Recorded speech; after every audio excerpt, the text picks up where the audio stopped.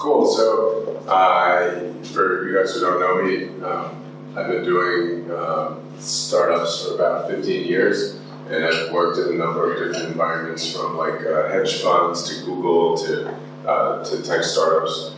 So this is 15 years of pain baked into this year in a variety of different environments.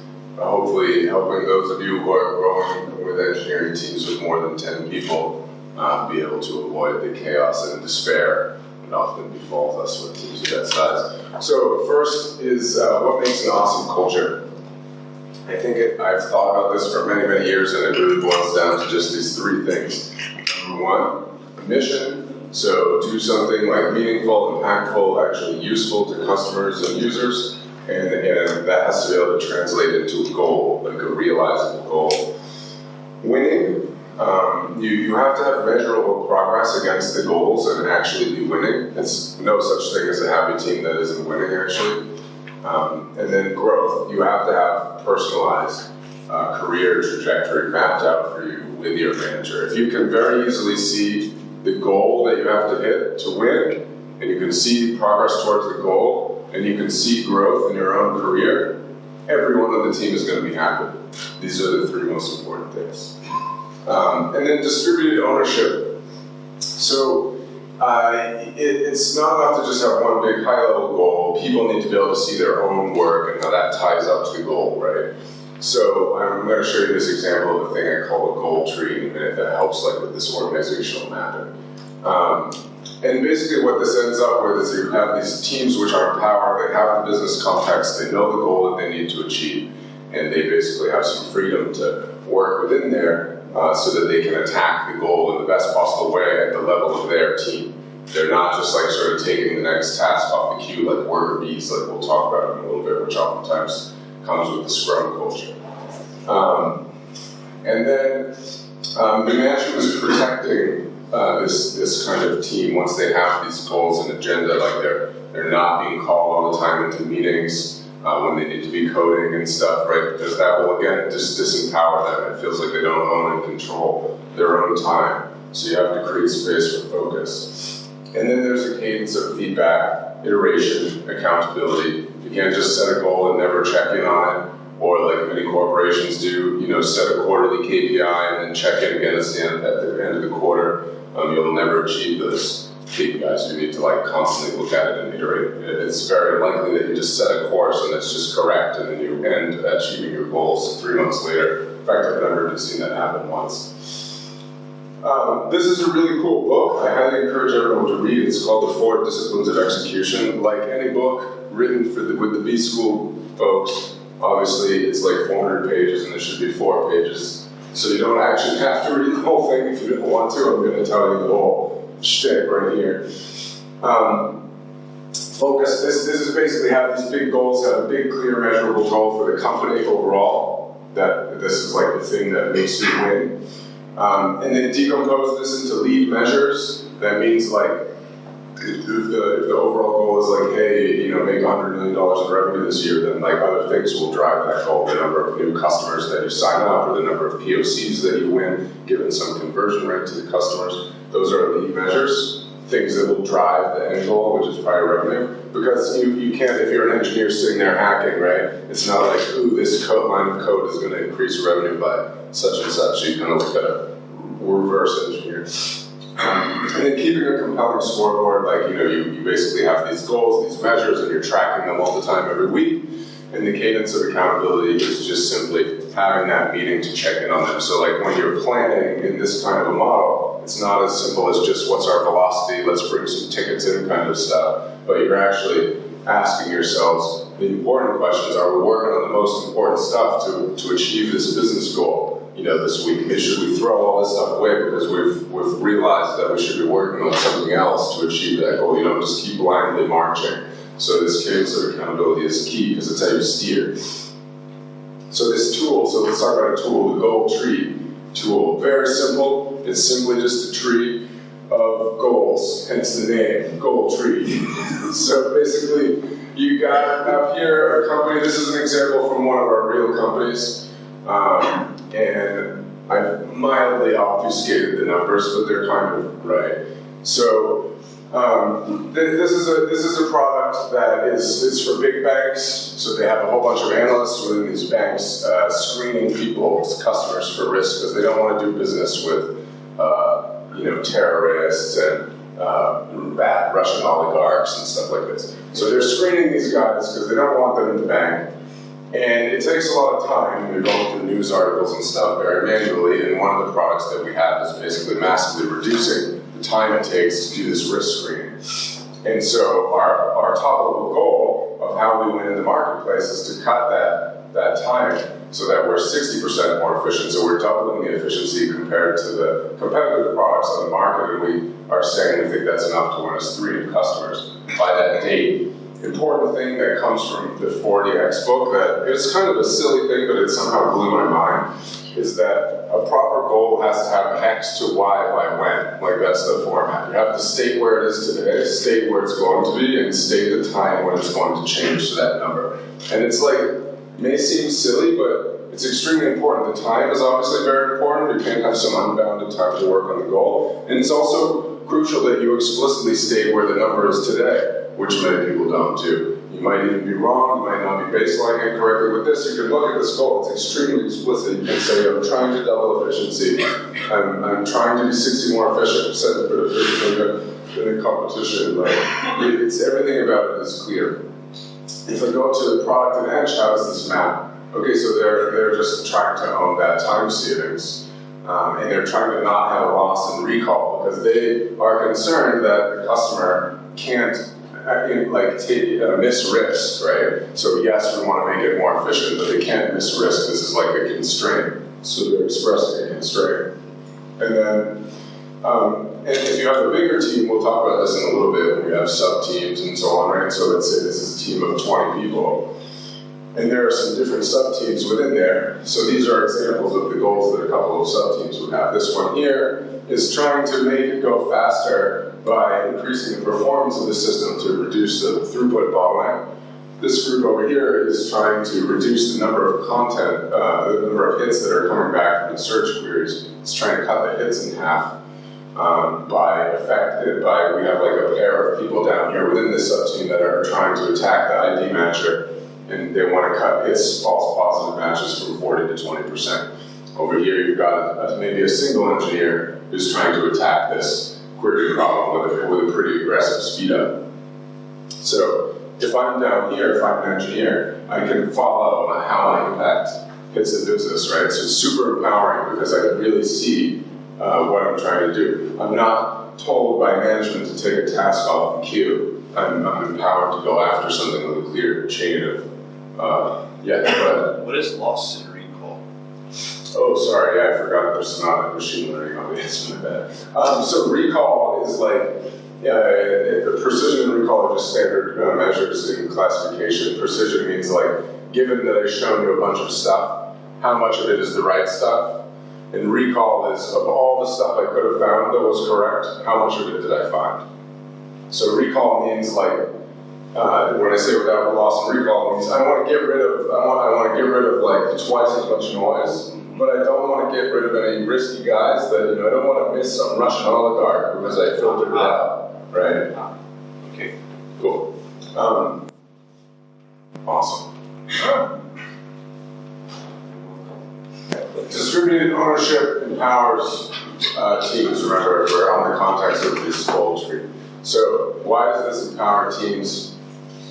Measurable goals. You feel in control because you can see if you're winning. It's not opaque, and management only knows if you're winning. The direction is clear because you don't just have a goal, but you talk about and align on the direction for achieving the goals. You have all the business context, so the engineers are empowered to understand what's really going on. And there's a safe space for focus and kind of core hours and calendar blocking. This is actually really important. Don't underestimate this because it's real easy for, even if you, for example, coach your individual engineers to put a calendar block where they all block different times and management is still, putting in different meetings, it kind of overrides it. So this is actually like managing your calendar is the way to manage your day. So like thinking about this as an engineering team is actually really important. Creating the space to try, fail, learn, try again, and then finally win. I'm not a fan of this like fail fast, right? I like to win fast, so fuck failing fast. But I'm happy to fail sometimes along the way to win. Clear chains of business impact, like you can just see it, right, and trace it all the way up. And like we talked about, it's kind of direction comes top down, but solution comes bottom up and then gets reviewed top down. So these guys own the connections between here. So there's no tenuous connection where management believes this thing drives some variable, like the team believes that it drives the variable. This is crucial. They're the ones who see the clear chain up to the business impact, and there's accountability and feedback. All right, next part is scaling with talent magnitude, not headcount.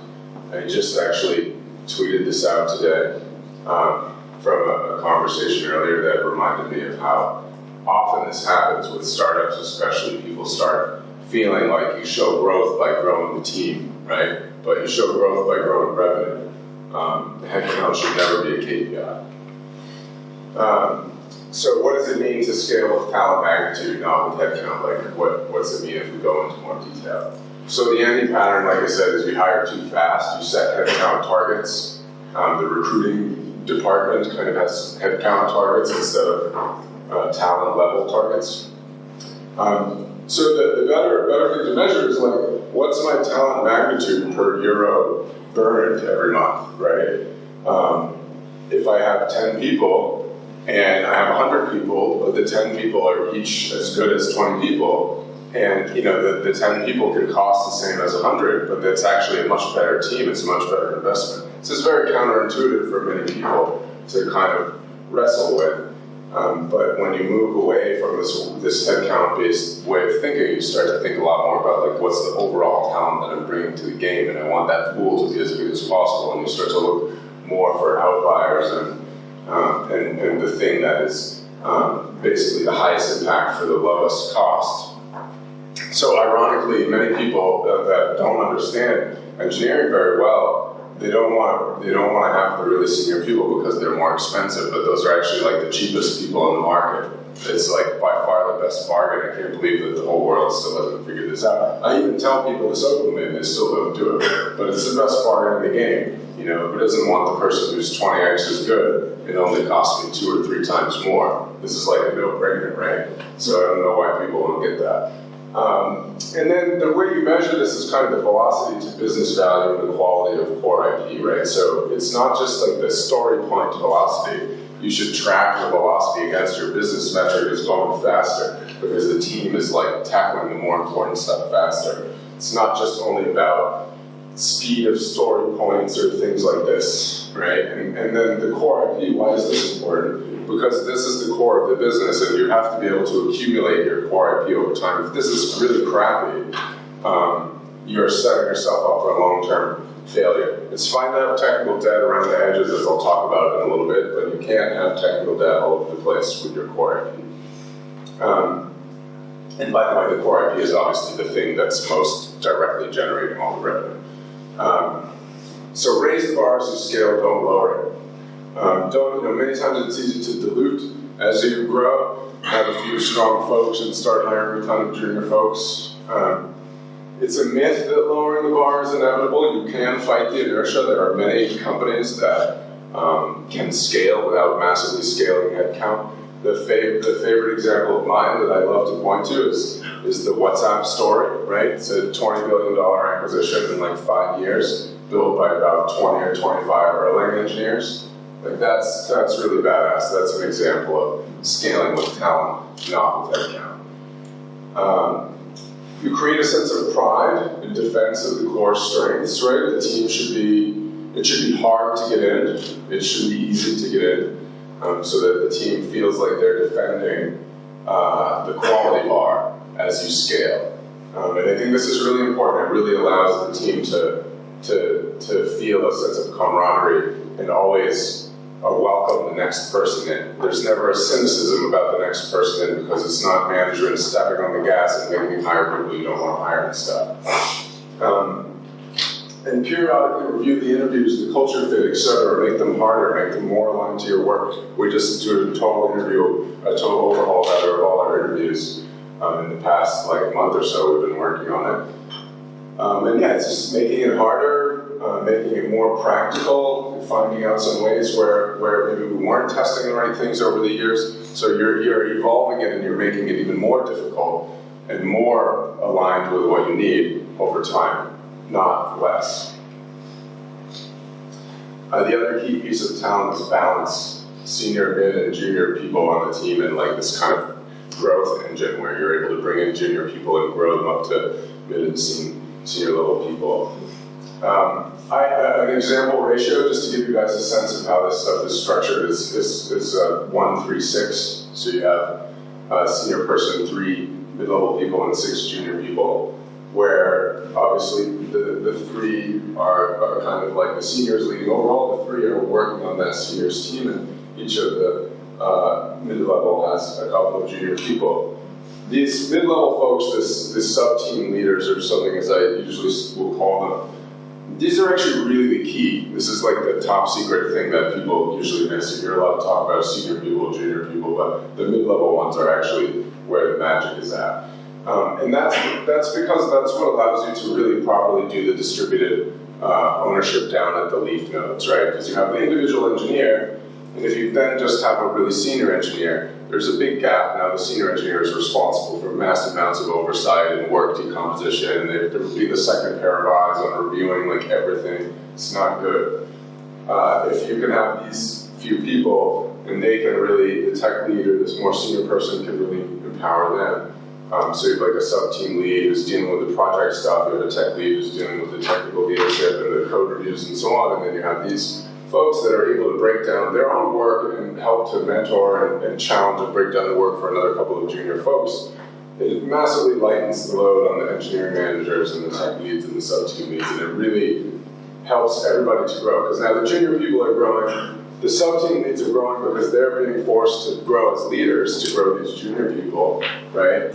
And you've structured now a setup that's investing in growth through all the levels, right? You can grow, you have clear tech leads separated out, and a clear path for people that are mid-level to choose where they want to go, right? So basically, I'll talk about the engineer manager, sub-team lead, and tech lead in a little bit, but people around this, when they get kind of to be a mid-level engineer, that's when you kind of want to discover, do they want to go more towards leading a smaller team and doing some of the project management and maybe later on becoming an engineering manager, or do they want to go more towards the deeply technical path and become more of a tech lead over time?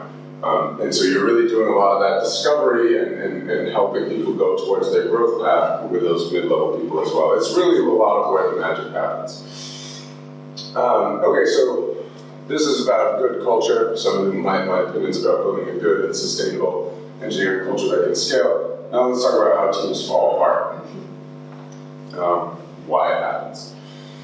So they do well at less than 10, right? And the reason why is because some certain stuff can be fuzzy and you get away with it. And to be clear, it's still kind of crappy. It's just that you can get away with it because the cracks don't show so bad in the smaller teams. So you don't need to split up any teams or have sub-teams, so the way you organize stuff, it doesn't matter so much. You can just have a queue of stuff. And you can get away with fuzzy roles and responsibilities like who's engineering manager, who's tech lead, who really owns different stuff. It can be a little fuzzy at that stage, and people are kind of sitting next to each other and just talking. And along the same lines, you can have a very organic alignment process. You just talk over lunch. Oh, I don't like this framework. I don't like this one, and so on, right? But then as they become bigger and more complex, 10 people, 20 people, 50 people, hundreds of people in the engineering organization, obviously none of that works anymore. You can't just have one team. All of these overhead things like stand-ups and planning, they become heavyweight, they're crazy on huge teams, if any of you have had to deal with that. Centralizing planning and control disempowers the team, so if you have a big team and you have one centralized Scrum Master thing, it's really horrible. It takes away all the context and all of the empowerment that the team should have. But then if you go purely bottom up, that just creates chaos, right? This was a well-known problem at Google for a very long time because they had an approach and avoidance problem about engineering managers where they didn't believe in managers, they didn't want managers, and they took a long time before they took it seriously. And so they had this total bottom-up chaos. And it creates this inability to get the right people to the right work. That slows velocity and it stops career growth, right? So you need to know, like, who's my girl who's like really ready to step up. She needs 2 or 3 people to mentor, so I'm gonna help her find like a big chunk of stuff that she can start working on that. I don't want her floundering around picking up random tasks and nobody's trying to help her find her way to the next challenge, right?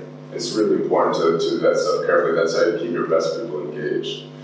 Okay, now modern engineering management versus Scrum. This is the thing I invented especially because of spending time more here in Central Europe, and I see so many people doing a lot of misguided stuff because of Scrum. So why is it one of the worst mistakes in the history of tech? And I say that not lightly, it's serious, like it's really bad. So the basic agile planning stuff is good, it's fine, right? Do like a sprint thing every week, totally fine. But this guy self-promoted this ridiculous certification program, right? This is trash, just to be clear, absolute trash. And he oversold it as if it's a management methodology. So all these companies adopt the stuff, they think they don't have to do anything else. And they've done like half of 1% of the battle to create an engineering organization. The roles aren't clear, the organization's not clear, the practices and technical practices are not clear. None of this stuff has anything to do with Scrum. It's just simply the basic agile planning stuff. Basically, you have this product owner role, which is just a PM in any reasonable tech company. And you have the Scrum Master role, which is just somebody who does the agile planning shit. This is really a tiny part of the engineering manager's responsibilities, right? So it's important to understand. Scrum is really less is a fraction of 1% of building an engineering organization. And it would be fine. I like agile planning stuff. I think it's cool. I like that they did this and kind of tried to get teams to be more nimble. I just don't like the Scrum guy and the self-promotional stuff where you like way oversell what it is. Just call it as what it is. It's planning stuff. That's fine, right? But it's not organizational design, and it certainly isn't helping anyone to manage engineering teams. So goals and empowerment versus worker bees and centralized queue. Why is Scrum creating this like worker bee stuff? It's because of this just take the next task off of the queue mentality, right? So you want like leveling of your tasks, like decomposing your tasks and having them around the same size and all that kind of mantra. That's cool. But I want, if I'm your manager, I want you to have all the same business context that I do. I want you to make decisions on the ground with the benefit of all that, and I want you to try to think proactively about how, from your seat, you can most affect the company's goals. I don't want you to just take the next task off the queue that I put on the queue for you. I want you to think about how to achieve the goal, break your own tasks down, stick your own tasks in your queue, and then manage your own queue. You know, I don't want to manage your queue. You're an adult.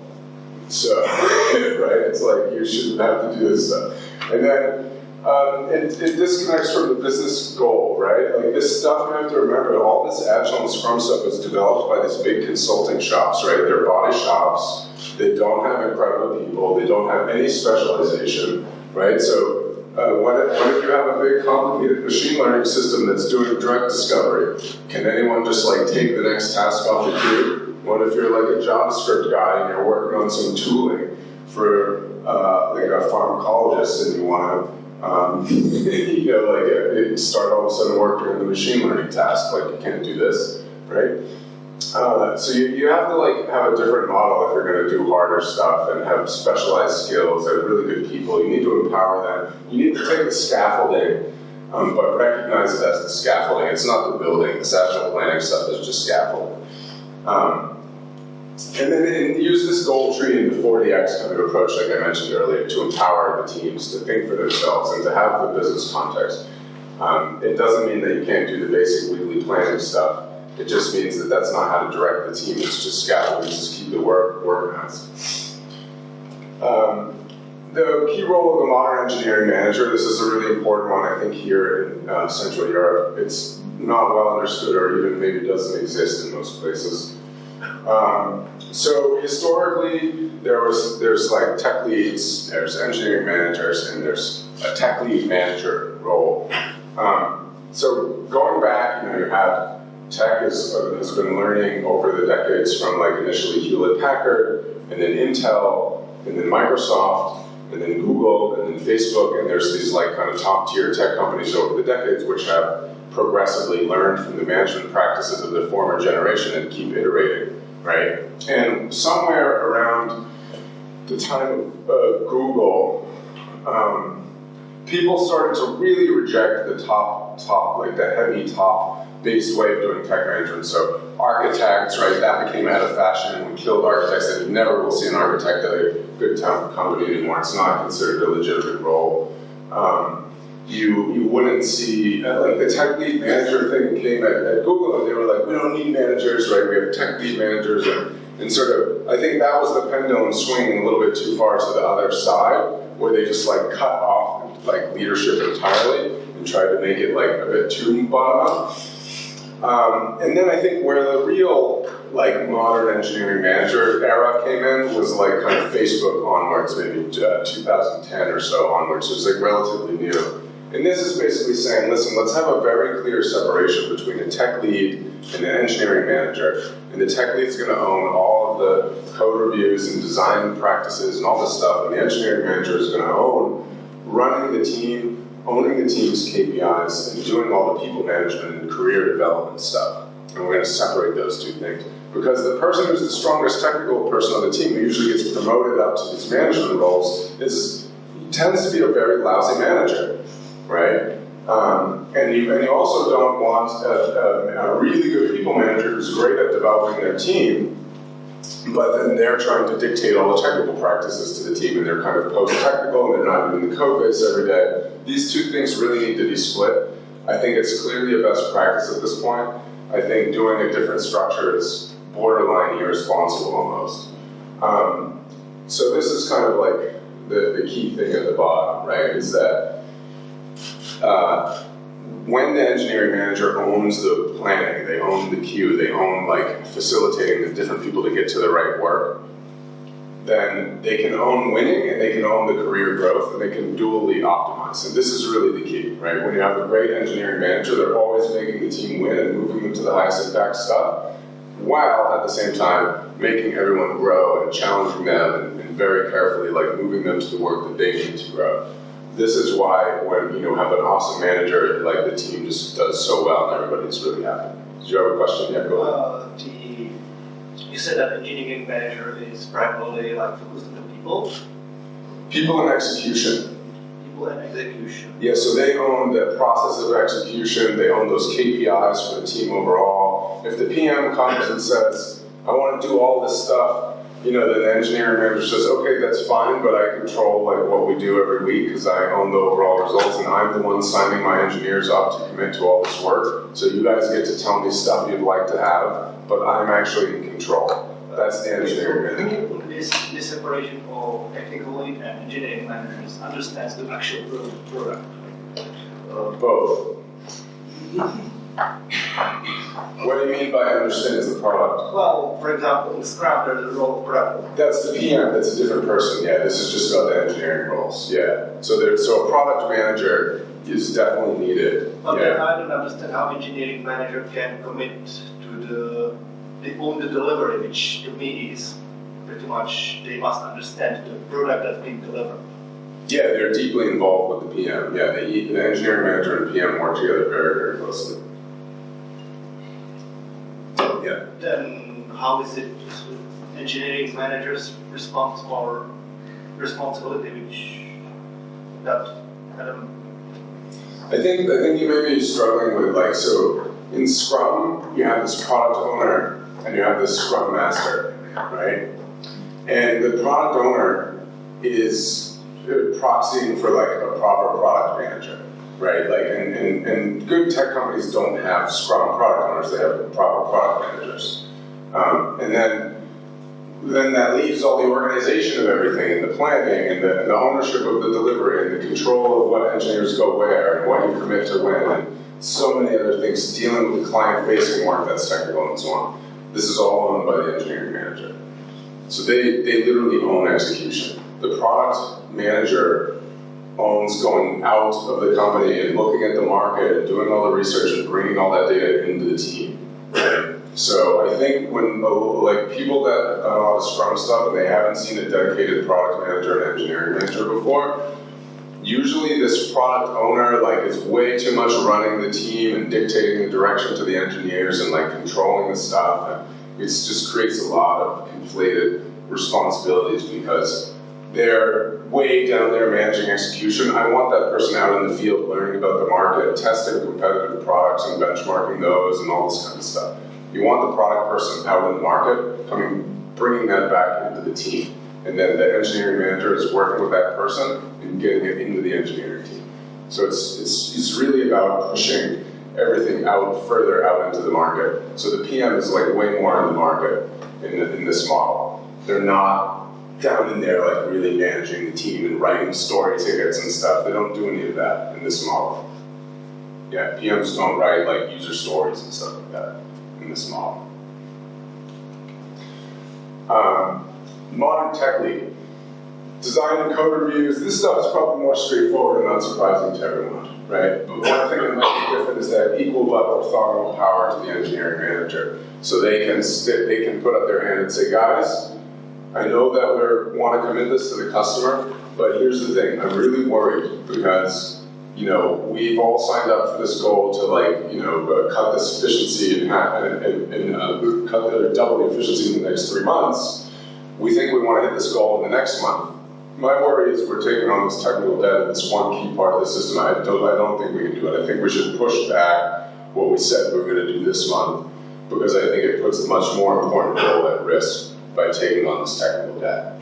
And they have the power to actually veto stuff, but they can put their foot down and say, no guys, like I'm serious. But notice, they're not doing it in the name of perfection, they're doing it in the name of the business goals because they're also empowered to know all the business goals that are thinking about the product and they're thinking about what makes us win. They own all the systems of vendor ownership, we'll talk about this in a bit, rotating the responsibilities. The tech lead, again, is like the better version of the old architect thing because they're doing embedded collaborative design. They write respected code fast. People look up to them technically, and they look up to their technical direction.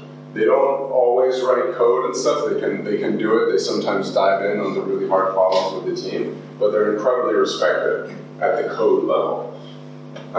And they own the technical queue and the queuing tech debt. I just brought up an example where you need to bring in tech debt. And then they're keeper of the technical vision. So this is, as I was saying, they're aligned with the business and the product. So they know the product vision, the business vision, and how the technical vision supports that. So let's say, for example, that you have this, like Google is a great example, where you know they had this vision to make the information easily accessible. Over time, with lots of testing, there was a phase where they were getting better user engagement by making it faster instead of making the results more relevant. And so, you know, you have this technical vision and product vision and business vision that are all aligned, where you drive more engagement and revenue by people getting to the right search results faster, and you realize that your technical vision has to be both about relevance and speed. And then you have, in Google, of course, you know, that we developed this like really special distributed systems group as the best distributed systems group in the world, almost like a category defining sort of group for this. And of course, that technical vision and that team exists to serve the business vision and the product vision. So they're all in alignment, and the technical lead is the one who owns that in terms of ensuring that tech can go towards that. Yeah? Can you previous slide? Mm-hmm. You say that the technical lead has the equal power to engineering manager. Yes. What happens when there is like a conflict between the two? Technical is maybe has some kind of technical tech debt that he wants to work on, and engineering manager on the other side of the system says he needs like something implemented like quickly or something like that. Yeah. So who is there to decide? So the engineering manager ultimately can like override. This is the thing about the orthogonal power, because the engineering manager actually is the one that I'm going to hold accountable for the KPIs that the team has signed up for at the end of the day. I'm not going to hold the tech lead accountable. So if that team's way behind, I'm coming to the engineering manager to talk to him. So therefore he gets the final veto. But pretty much I don't see so much where in a healthy culture they need to use the veto. Every once in a while they will, and a really good manager should know when and how to use their veto power and to explain to people why they very strongly believe that this is the right move, give them a chance to voice their opinion, and then finally, just make the decision even if people disagree with it, and make it clear why, and say, hey, I could be right, I could be wrong, we'll do a post-mortem on it later, but I very strongly believe that this is what we have to do and why. So by and large, they should kind of debate it out, and then in the end, the EM is responsible for being able to come to the final decision. You mentioned healthy culture. Do you have anything in this talk about how to build healthy culture, or is it something separate from this talk? I do have some good stuff about this later in the technical culture part. So maybe see if some of that answers it, and then you can ask some more questions right in that section. Cool. The sub-team lead. This is again this kind of at least in our system, sort of these level 3 engineers. And so it's basically kind of like a mini version of the engineering manager in a sense. They don't own any direct reports. They don't own any career growth and career counseling, but they do this kind of project management, baby Scrum mastery stuff, and help the team break their tickets down and sort of coach them and mentor them along the way. And it's a great place to start training up new engineering managers, right? So you want a culture, again, that helps people find their path. Do you go more to the people and an engineering manager path, or do you go more to the technical leadership path? So this is a great opportunity to train new engineering managers, because you can take a couple junior people, they can work with this mid-level person, you can see how they do. If the vibe is great and the productivity is great, then you say, hey, we've talked about you maybe trying out a management role. Why don't we start by having these couple of people report into you, and you do the weekly one-to-ones with them and take over their career counseling in the next 6 months. We'll see how it goes. I'll work closely with you. It goes well for 6 months. Checking in, okay, this is great, I like it actually, so then you kind of move them over formally to an engineering manager later. So this is a great way to train them up as well. How does planning work in this model? Again, it does just embrace a very basic agile planning. But the team owns the decomposition, estimation, and stuff of the tickets. It doesn't really happen in a planning meeting. They do it independently, and they do it beforehand. And they are tying the goals to the business value. They're not getting into the religious user story format. Some of this stuff is useful. Many times it just actually adds boilerplate, and it's not even useful at all. As long as you're tying to the goals and the business value, this is the important part, not what you write in the ticket, right? The important part is that we get that business value in the end. The tech lead is owning the technical queue. We talked about that. Their voice is as powerful as the EM. EM usually has a final override, but the tech lead can get pretty forceful and pretty nasty if stuff's getting bad. They can get pretty aggressive, and they should. And then the EM facilitates the planning, debate, negotiation, final priorities, etc. The EM needs to be a master conflict resolution person, encouraging of a healthy debate, critical of themselves and of their own opinions, and willing to change their mind. That's the only way that everybody's going to trust them to be the final decider, right? Okay, approval matrix, another tool. So here we're talking about concentrated responsibility and the anti-patterns that come up all the time in the wild. So I talked about the tech lead manager versus the split tech lead and engineering manager, and many of the issues we've seen with that over the years, where you have the really, really strong technical guy who's basically a dick. It's the worst possible manager. It happens all the time. It's not the right way to go. Let that person just be a tech lead. Because the more they just get stressed and frazzled when you give them these people responsibilities, right? And then they turn mean, and then you have the best technical person on the team who should be really focused on directions instead of being mean and complaining and stuff. It's because you gave them a bunch of stuff that they don't want. You have the code review overlord pattern. This is when there's just one person who's doing all the code reviews, and they become a horrible bottleneck and annoys everybody, and this person's frustrated because they don't write any code anymore. I've even seen people quit over this, where they're the problem, right? They won't let anybody else do the code reviews, but yet at the same time they constantly complain that they can't write any code.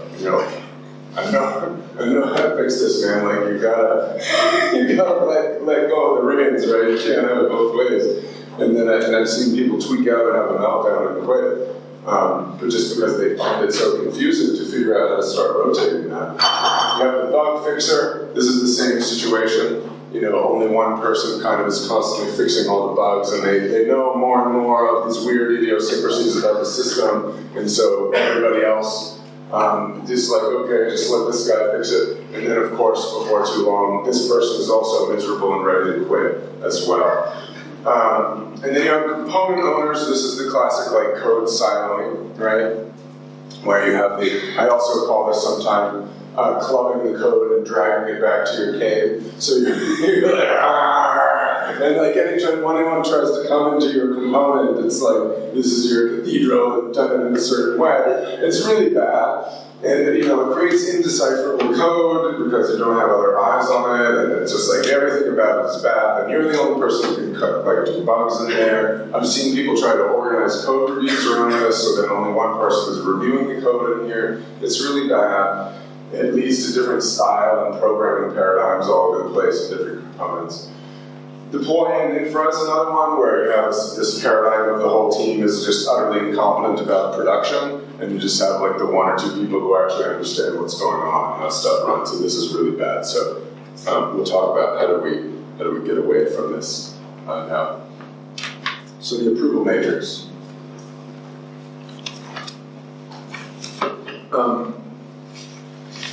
I'm not a believer in organic rotation of stuff. Whenever people tell me an idea, like they have a big team, and I'm like, how do you do code reviews?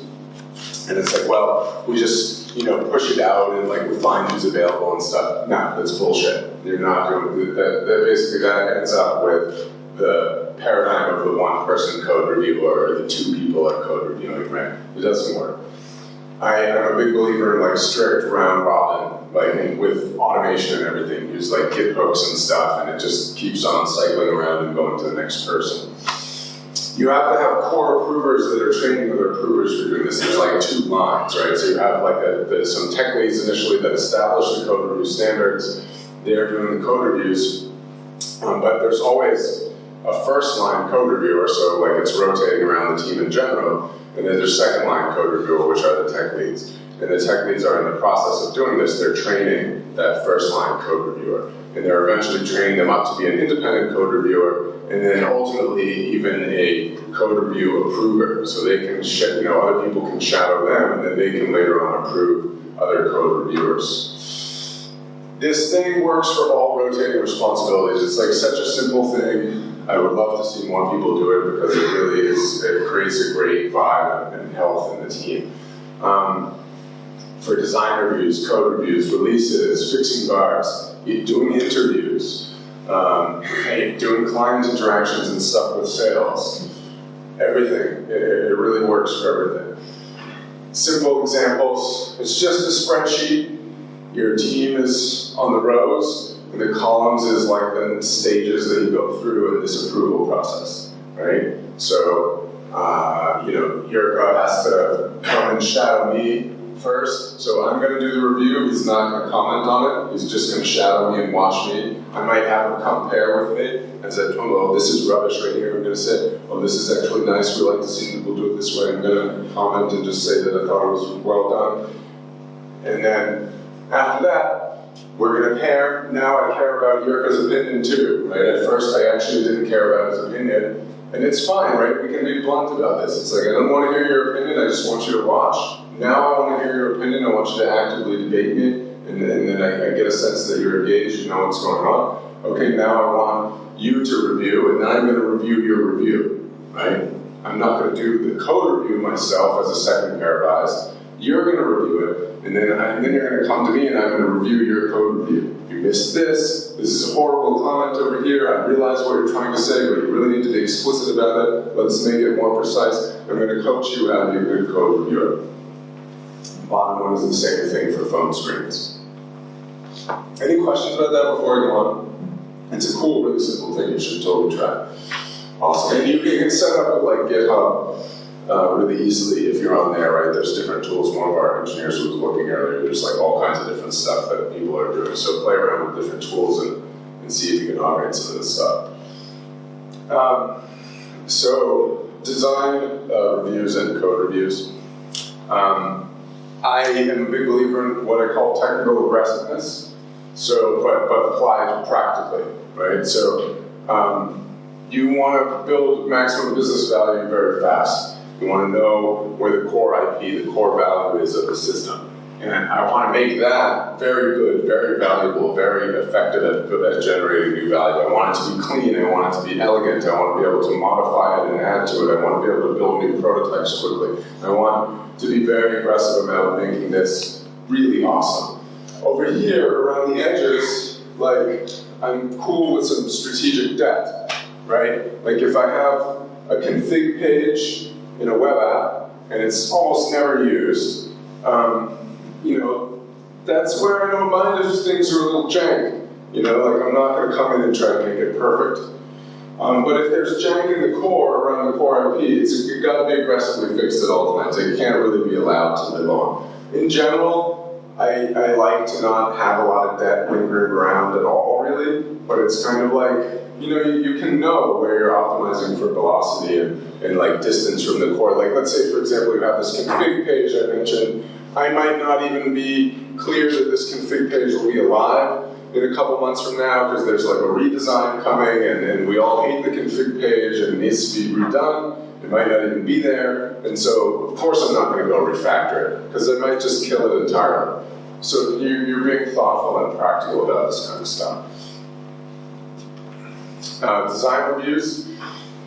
I like one-pagers. I don't like very, very long design docs. At Google, sometimes they get into these very long design docs. And then they'll also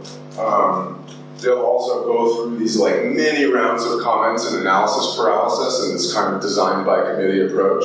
So I like to keep the rigor of putting your thoughts out there and getting the critique, but I like it to be fast and mean. I don't like the analysis paralysis. So what I do is like, it's a one-pager, it's one round of comments, time box, never more than a week. So everybody gets a round of comments, and then the person who's driving the decision addresses the comments, but they don't have to satisfy all the commenters. They're not trying to drive to consensus. The commenters are there to try to critique the design and poke holes in it and stuff. Somebody can strongly disagree, it's okay, and the person who's designing it can decide to move forward with it.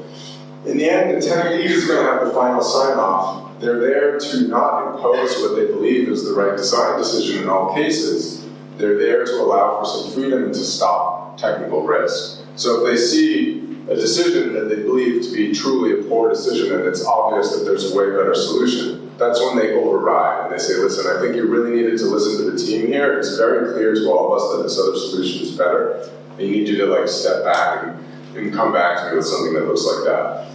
Or they might say, listen, I know you wanted to do it this way, a bunch of people on the team wanted to do it this other way, I kind of like that other way, but in the end, you know, it's really not that big of a deal, so I value the person's autonomy and ability to make their own decision more highly, so because I don't think it's risky. It's just like maybe a little different or a little better, so I'll let them do it. Code reviews, pretty simple. The thing that I'll point out here about that I think people miss about code reviews is they should be end-to-end. So you should think end-to-end. So the style guide, what's the clean code look like in this language, how do we like to do things, but also what's my distribution over, you know, tests. Not just do I have tests, but have I tested the right kinds of stuff? Like, do I have some good unit test coverage for the right kinds of issues? Is there obviously like a perf test I should write here because this is like a highly performant thing and I want to have a little micro benchmark that makes sense? And the production info stuff. Am I pulling in a new bunch of dependencies? Am I doing something that has risk and prod and I'm not thinking it through? Do I need to go and requisition new compute resources? And I need to get ahead of that and everybody needs to talk about it. This stuff needs to come up during code reviews. It shouldn't come up later when then it goes to start rolling out and you're like, oh, we didn't think about this. Speaking of this, releases and prod. I think this is actually the last section. So the release pipeline and how you deal with this and some of the different responsibilities here. So I think you have builds, you have build cops. It's often we have this in one of our companies now even. It's been the case for many years where build systems tend to be like always in a bad state and and people are constantly like redoing them or whatever. So I like the idea of like build comps where you rotate this. You don't just have like one person again who like has the context of the build pipeline. It tends to sometimes be an infrastructure person and so on. And then it's again like disempowering the engineers from having their tools in a good state. So if you have this like bad build pipeline and it's blocking people, the engineers don't just all pile in and fix it, right? So like if you're rotating it around and people all know the build system and stuff, and if something's really broken, a different person is on duty every week to address this really bad issue in the build, then now you get everybody's eyes on this thing and people will tend to fix it more or less. Same with the release sheriffs, rotating that. Everybody should be able to cut the release and push it to prod. If you don't think this is possible on your team, I'll tell you a story. There's a guy who's one of the best tech leads I've ever seen who used to run Google web search team. And for the client, this is. And they had, I think at the time, like 1,500 different services that integrated together into the Google Web Search finance, huge number of services. And they had only 10 people on the team, and every single one of them rotated and they did a weekly push. When this guy took that team over, they did a biannual push. They pushed twice a year. And the team had like, I think 50 people on it or something crazy. And it was like one person cutting the release, right? And like 1 year later, after this guy took over, the team is a fraction of the size. Everybody's pushing the release. They're pushing the release every week, and they're just like killing it on their velocity. So this is like, get lean, distribute the responsibilities. Everybody can do the main stuff, and you start to have a way, way different velocity and vibe on the team. Because people feel powerful. They feel they understand the whole system, and they can do anything in the system. And it feels really powerful as an engineer to feel that way. And then, of course, pager duty, not paper duty, but, so that's for a different pastime. So team first. So basically, again, everybody's going to have to do this stuff, even the most junior person on the team who just came in. I don't care if you started last week, I'm putting you on pager duty this week, right?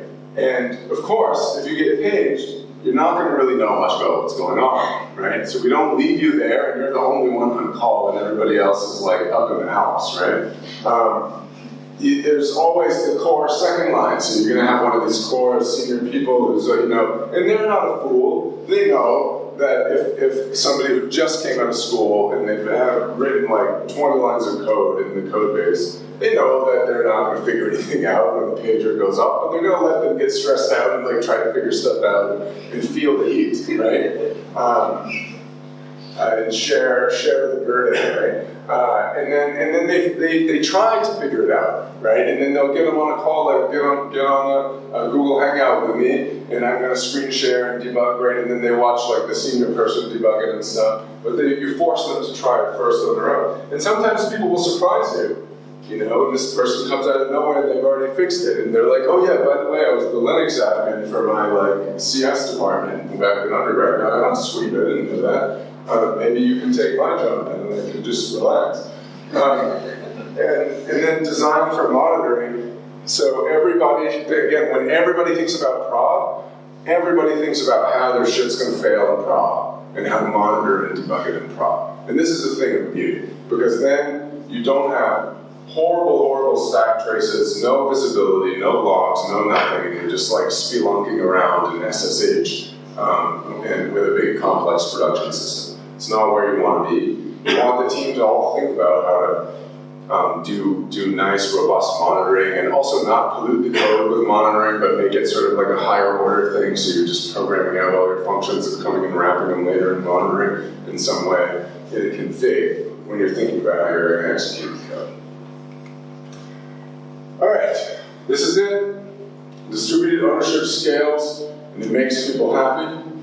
And remember, these are the 3 key reasons why it makes people happy. Thank you very much, and I will take questions now as I sip the rest of my beer.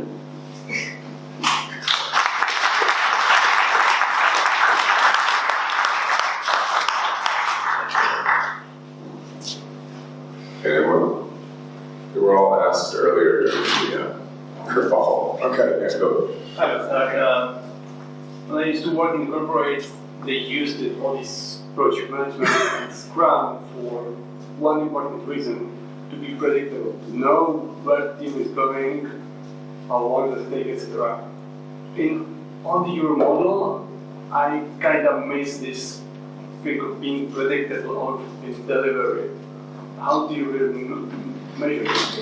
I think that doing some kind of estimating and stuff is totally reasonable. Trying to track some kind of a velocity thing is fine too.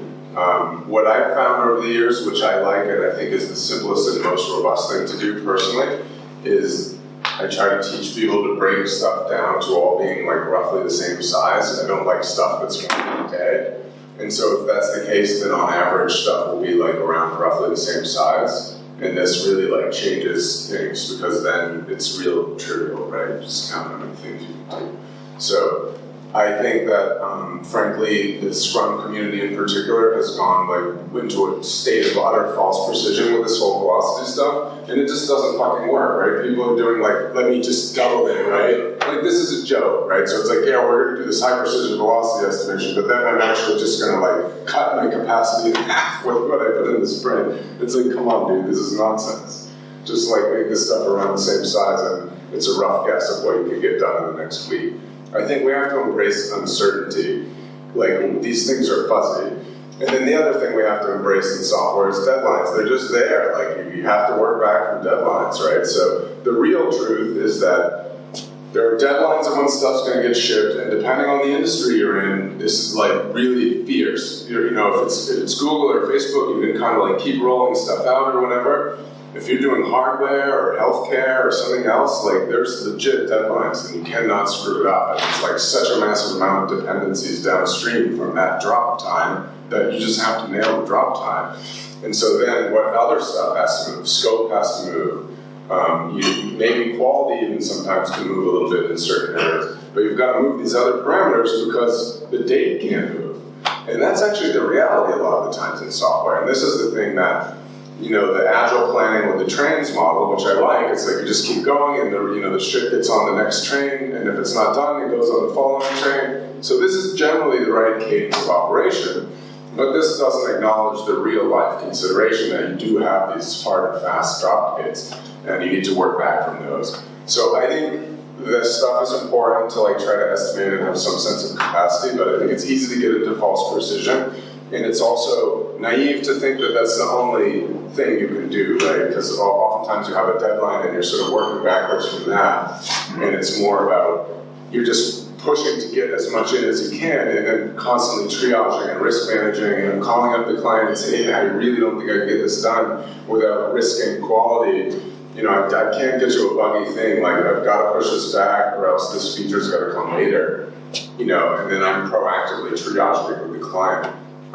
And this is more of a, I think, a real world, like richer way to look at it. Yeah. Yeah, go ahead. So let's say a very small team, like an embryonic team of 3-4 people, tech people, or even technical people. So how would you say the ideal progression? How would you differentiate the roles? Roles are just small.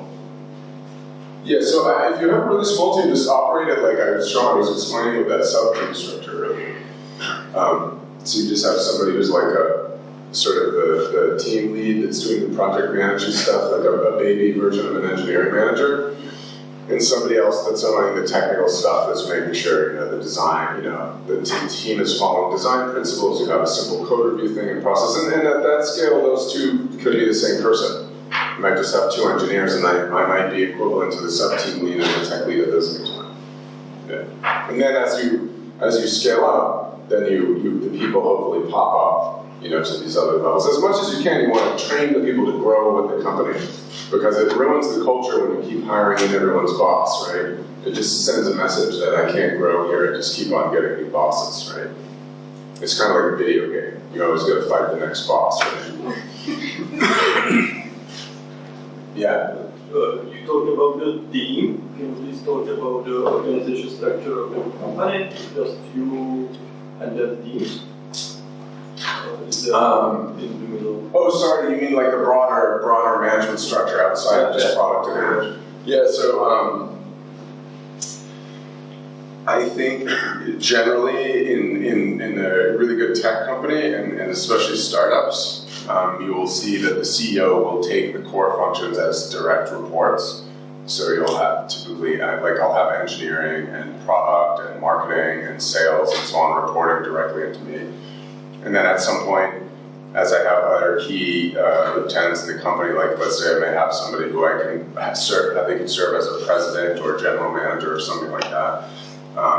If they have more commercial experience, maybe I have the revenue function, so marketing and sales and so on reporting into that. Maybe if I have somebody who's much more, I was able to get this really senior person with a product and tech experience, maybe those reports can go into that person. But you have to be very sensitive because people have a signal of their importance by their line to the CEO, right? And so if you're going to put somebody between the CEO and like the person running product and the person running Eng, and somebody's going to sit on top of both of them and own like delivery overall or something like that and report over the CEO, let's say, then that person has to be really badass. They have to be respected by those two people. So, because I have to be able to come to them and say, hey, let's go for a coffee. This person seems really awesome. I think they're actually better than I am at this thing and this thing. And you probably can learn more from them as you can from me. And I don't see the power structure changing here. Here's how I see your responsibilities. This is really about me offloading my own, sort of management bandwidth that I'm not able to give to you that you deserve and stuff. So you kind of like have to go through this whole process. Otherwise, like those core functions should just all go straight into the CEO. And then, within product and Eng, I think it's more or less like I was describing in there, like you'll have somebody heading all of Eng. I guess the other thing to talk about is just like the CTO tends to be more like this very senior version of the tech lead, and the VP Eng is, of course, the very senior version of the Eng manager. So that's how you have these two vectors coming into the whole tech organizational world. Yeah. About the engineering manager and basically comparing those teams to Scrum Master. There's one thing like for Scrum Master, I often heard like first there's like the difference between how it's actually implemented in real life and how it's actually supposed to work. And the way I heard here about it is that Scrum Master should be roughly how we describe engineering manager, but it should be more like a coaching role. Like he does the this one-on-ones, he does the helps people with their goals and stuff like that. But he's more like a coach, and he doesn't like take responsibility for the development. He's just there to help them, but he's not there with his system who would be responsible. Would you say that one of the big reasons why engineering manager is there is that he takes actual responsibility for the people? Yeah, that's a great insight, exactly, yeah. So they take responsibility for the result, yes, exactly. And again, I think this is a great point that you're hitting. And again, I'll stress, Scrum and Agile stuff is created by consultants, right? And so I'm not dissing it and saying there's bad ideas, there's good ideas in there. But they're consultants, they don't own results, right? We own results. If I don't make money, I'm gonna get fired, my company's gonna just run out of money, my team is gonna quit, I'm gonna be like shaming myself and ruining my track record. It's horrible, right? I don't wanna fail, because like it's really like on my shoulders, right? And I want my leadership team to feel that too and share that burden with me. I don't want it to just sit on me. But if you're a services company, I'm sorry if there's any services companies in the room, but in the end of the day, like, you don't own the thing, man. You're trying to do the best you can for your client, but your business is based on some margins on your body shopping. Like you're not actually on the hook to deliver the result, right? Like the worst is they're just going to cancel the contract or something, right? So I think that the sort of responsibility that you take on in this role when you own the KPIs and you own like the product metrics is radically different, and that is the key. Yes, for sure. Mm-hmm. That was the slide talking about time loss and being more efficient. What would be the challenges for getting there? In what other way can you increase the revenue? You're saying, are there other ways to increase the revenue besides the thing of cutting time in the example I gave earlier? Yeah. Right, yes. So, for sure, what I was showing you in the, let's go back to this just for a second, because I can talk it through while I'm showing you.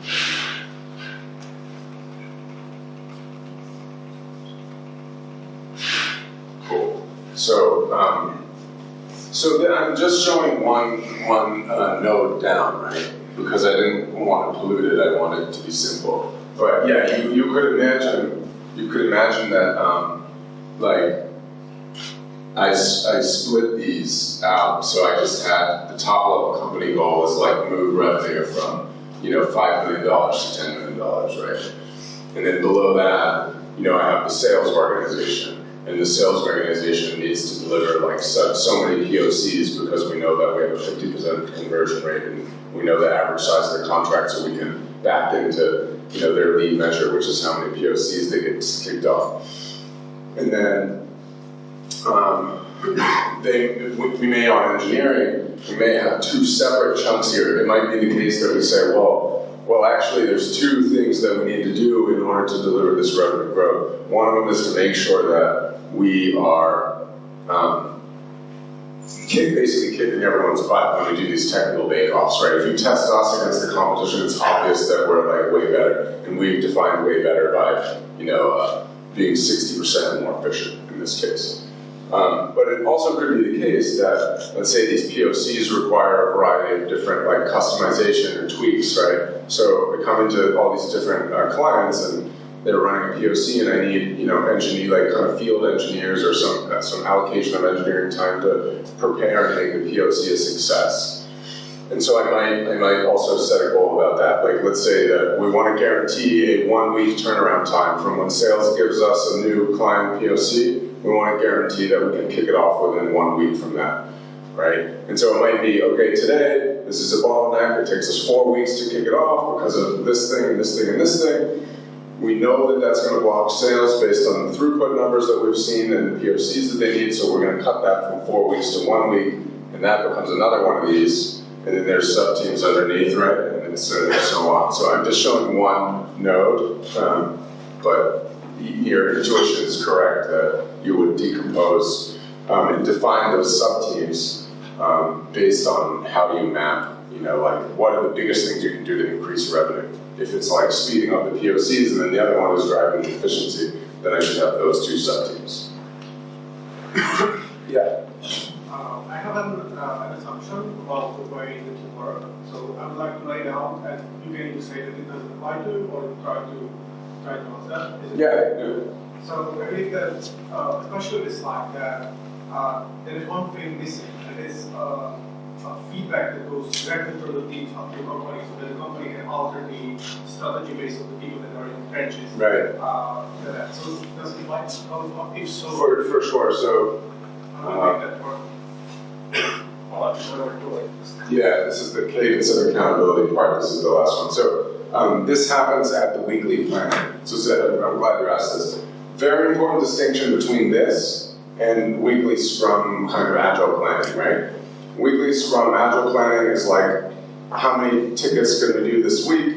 Okay, let's move them in and start, right? And basically you kind of maybe argue about which ones to do and should we fix this bug now or whatever else. This is very different because you're saying, okay, we committed to move this, to do this stuff last week. What did we achieve? These are goals. It's not necessarily just tickets, but did we achieve this thing or not?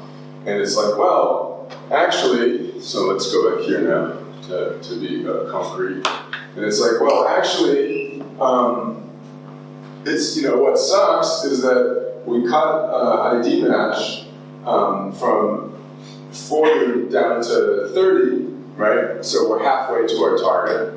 But this number that we thought was going to move, from 30 to 45 or something, it actually only moved from 30 to 35. So, we want to escalate and tell the engineering management, hey guys, like we thought we had a handle on this driver function. It's kind of like maybe tenuous, like so we're worried. We're moving, you know, as fast as we wanted to on this number, but we're not actually seeing that number moving like we thought we would. And this is kind of violating our hypothesis. Maybe we need to huddle. Maybe we should change this.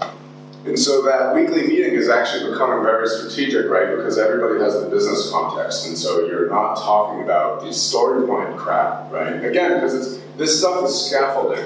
And I don't mean to demean it like it shouldn't be done, but you should look at it as trivial, and it should be so easy and so fast. It's not a thing that's meriting a 1-hour discussion every week, right? I want that shit to take us 5 minutes. And then I want you to come and bring that kind of insight to me, and then I want to have a discussion about that, because what I'm worried about is if we're going to hit that number, right? Yeah? Continue with this, what you just said. So if we find that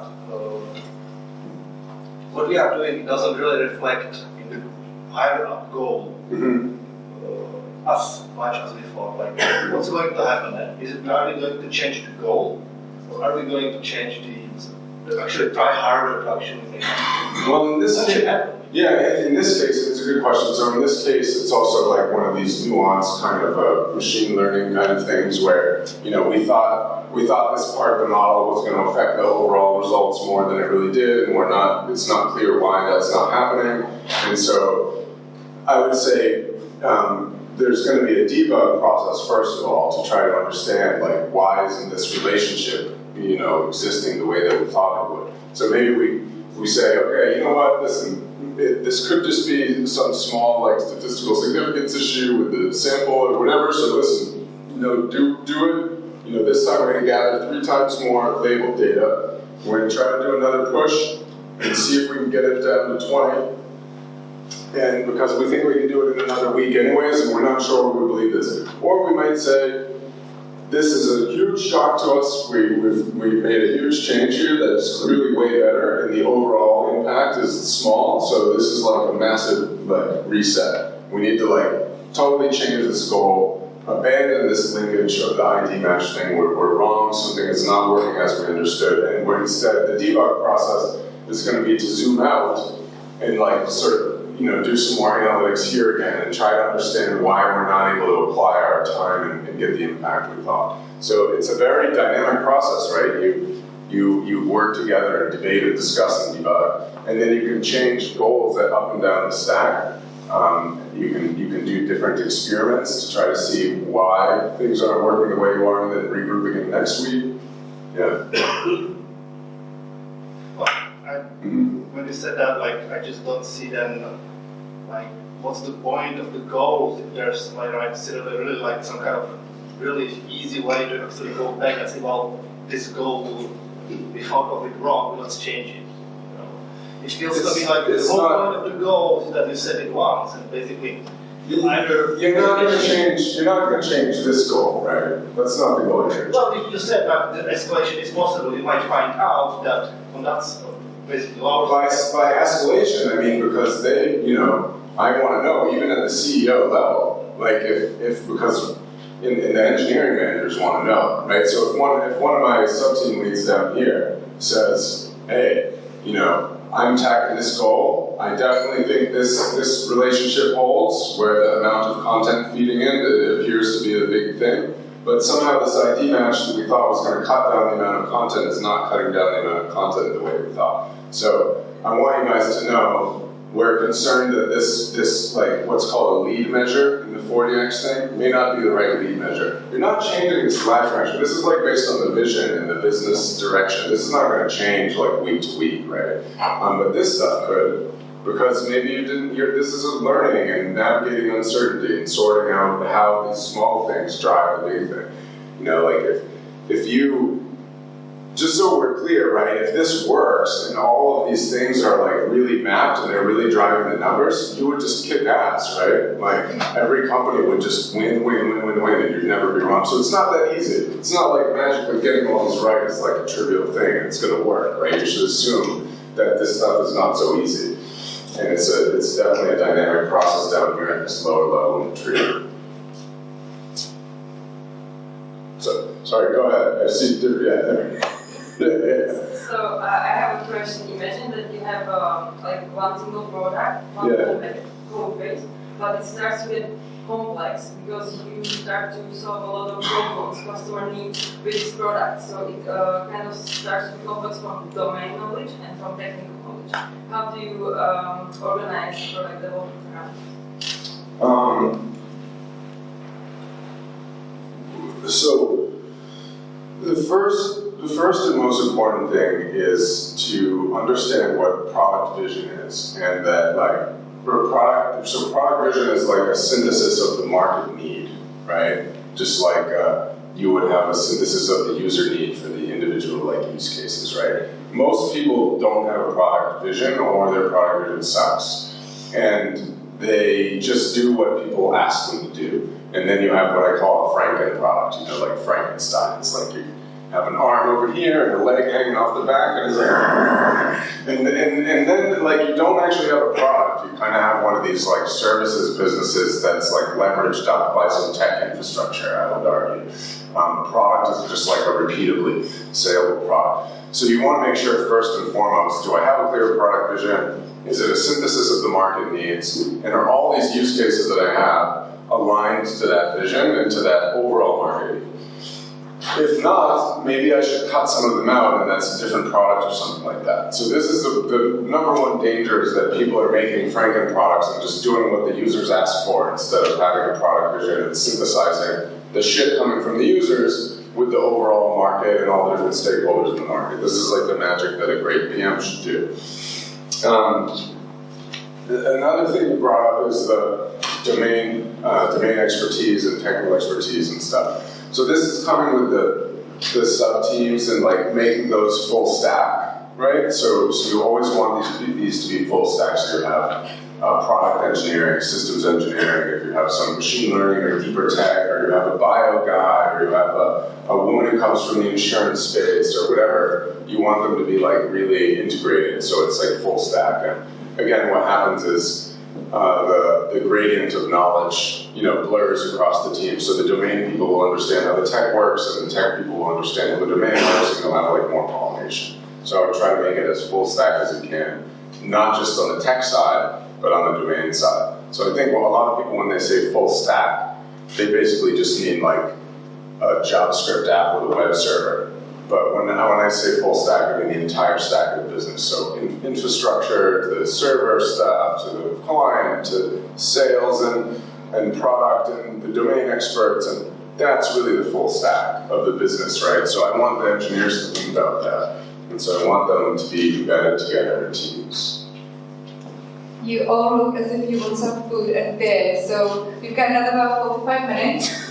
But with this time, doing the show. So is it okay if we finish talking and you can start talking among yourselves and you can ask Bradford more questions? So would you like to still sit and listen? Food, beer, chat, is it good? Yeah? Yeah. Cool, fantastic. Okay. Thank you so much. Thank you so much. Yeah.